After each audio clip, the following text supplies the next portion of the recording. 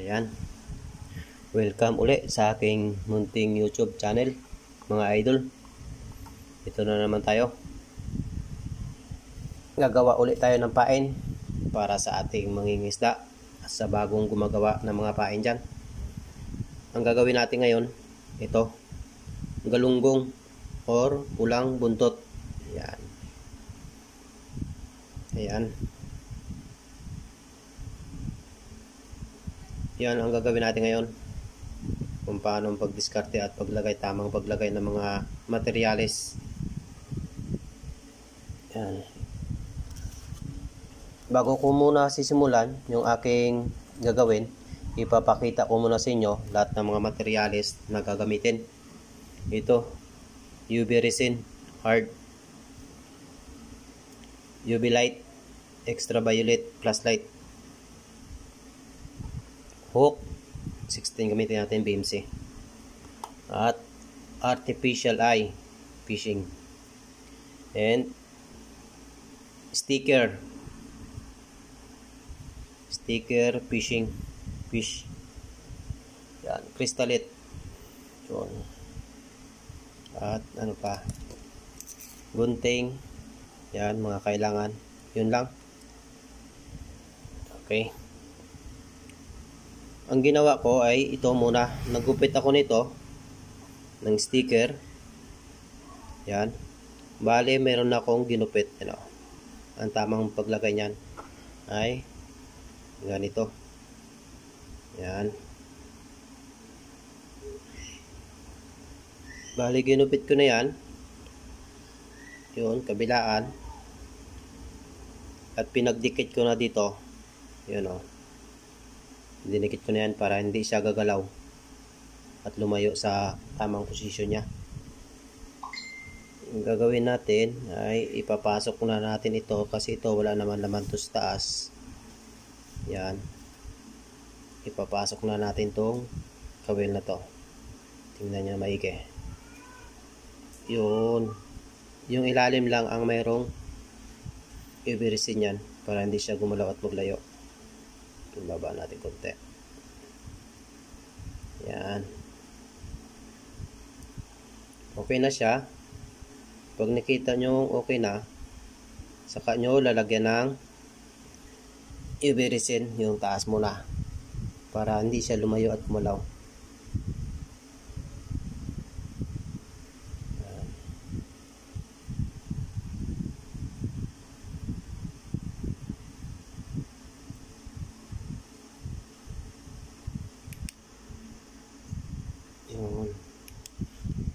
Pag alam nyo na nga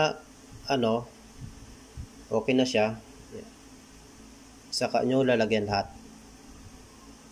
Okay. Kahit kunti lang muna ilalagay natin sa taas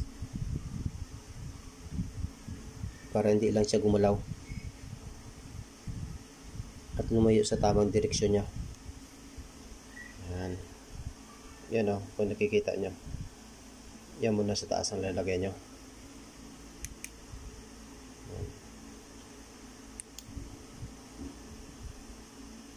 Yun. Sunod, gagawin natin ay lalagyan natin ng crystalite. Ito.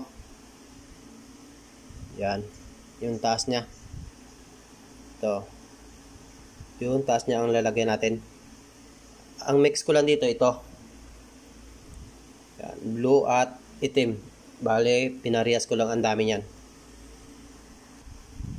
Ayan mga sir, kung nakikita nyo, mayroon na siyang UV resin sa taas, nilagyan ko na para hindi siya gagalaw o lalayo. Sunod, gagawin natin ito. Puputulan natin ito hanggang dito lang. Yan, kung saan ang dulo ng sticker, hanggang doon din ang putol natin ng crystalite. Ayan o. Tapos babawasan natin konti. Yan. Dito. Yun. Dahil ang ilalagay natin dyan ay yung buntot na pula. Yan o. Lagyan mo natin to ng ng UV resin. Ayan, nalagyan ko siya ng UV resin. Tapos ngayon lagyan natin ng pailawan natin UV light para matibay siya, titigas. Yun. Sunod, gagawin natin, lagyan natin siya ng pinakapisngi dito. Yan, meron akong ginupit ito, yun o.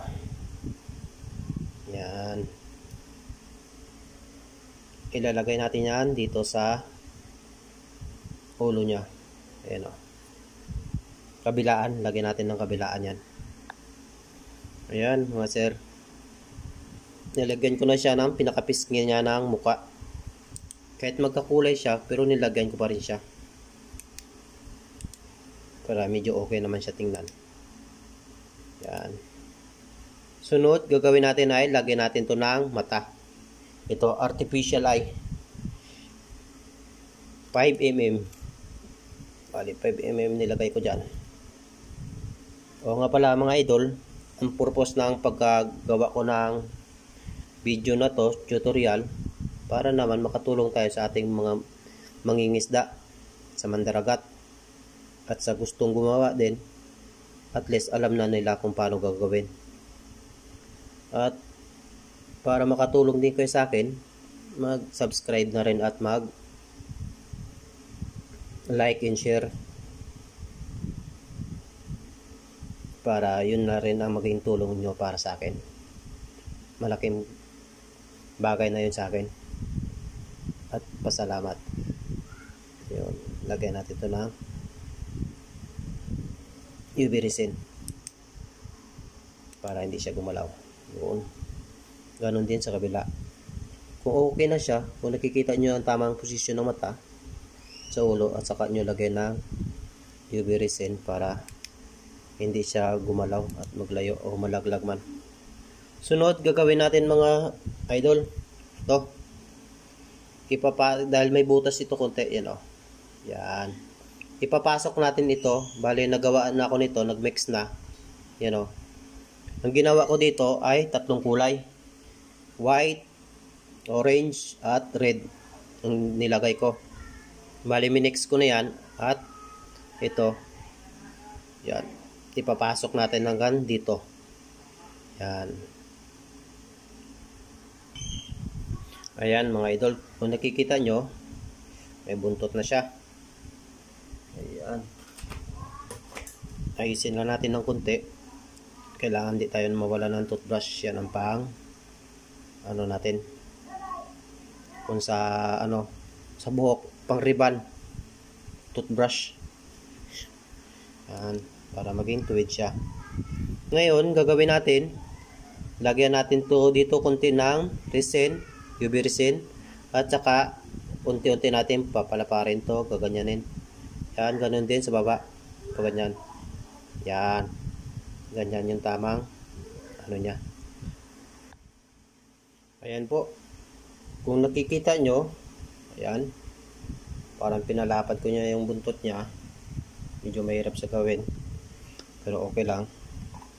Yan, sunod gagawin natin ay gugupitan natin to. Lagyan natin ng magandang design yung pagkalagay ng buntot gupit. Yan. Tingnan nyo maigi. Ito. Dandahan lang yung pagkaputol niya.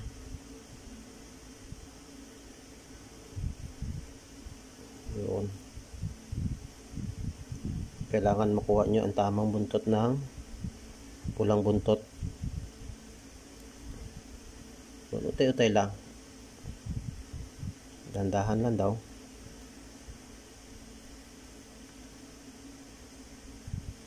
Yun.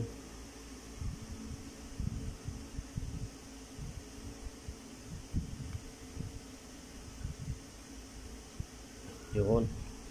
Ayun. Yun na. Medyo malapad to konti. Sige, okay lang. Yan, di ba? Yan na siya.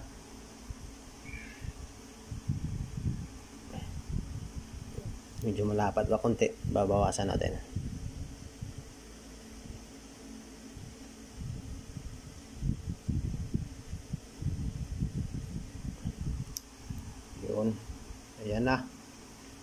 Sunod, gagawin natin ay lagyan natin to ng ito, crystalite dito banda sa taas.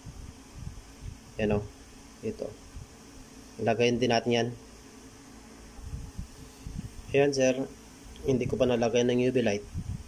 Pinisto ko muna yung crystalite sa tagiliran. Hindi ko muna pinutol. Lagyan natin ng UV light.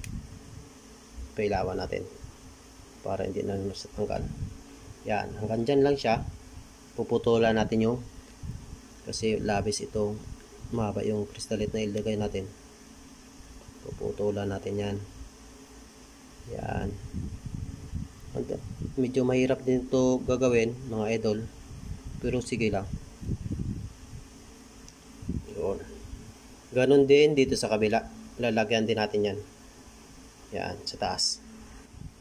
Ayan. Diba? Nailagyan ko na ng crystalite dito sa taas konti. Tagiliran niya. Ayun.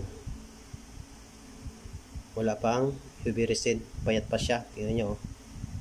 Yan. Sunod gagawin natin, babalutan natin to lahat ng UV resin. Lahat paikot.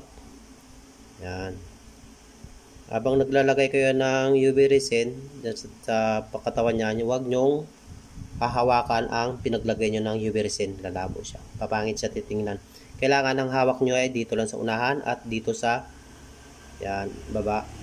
Dito lang lagi. Yan. Para maganda siya tingnan. Pag natapos nyo nalagyan lahat, saka nyo ibibilad sa araw. Para kahit 2 oras lang okay na yun. Pwede mo na hawakan yan sa buong katawan niya. Dahil to yan, titigas na yun. Lagyan na natin lahat ng UV resin. Ayan, mga sir. Hindi pa tapos ito. Ito yung kabila pa lang nalagyan natin. Yan o. Yung kabila, hindi pa nalagyan. Sunod gagawin natin dito yung kabila. Pupunuan din natin yan. Parehas natin siya para ganyan. Parang medyo bilog siya titignan. Huwag yung manipes. Pangit tignan pag manipes. Ito. Lalagyan natin ulit ito. Yung kabila. Yan. Ayan po. Nalagyan ko na lahat. Mga idol, busing. Sir. Ayan o. Parehas na. Doon. Medyo bilog na siya tingnan. Diba? Okay na siya tingnan. Ayan. Ito yung ginawa ko kagabi. Yan. Yan siya. Yun. Medyo kulukta itong isa medyo pantay. Itong medyo maganda. Yung ngayong gawa ko. Yan. Medyo paba siya at bilog. Ganon din yan. Yan. Okay. Diba? Maganda tingnan. Mga idol. Yan. Simple lang. Sana makuha nyo yung step by step ng pagkagawa ko. Huwag nyo lang i-escape o fast forward yung pagkagawa para makuha nyo lahat ng detalye. Kung anong tamang paglagay. Yun. Diba? Yan.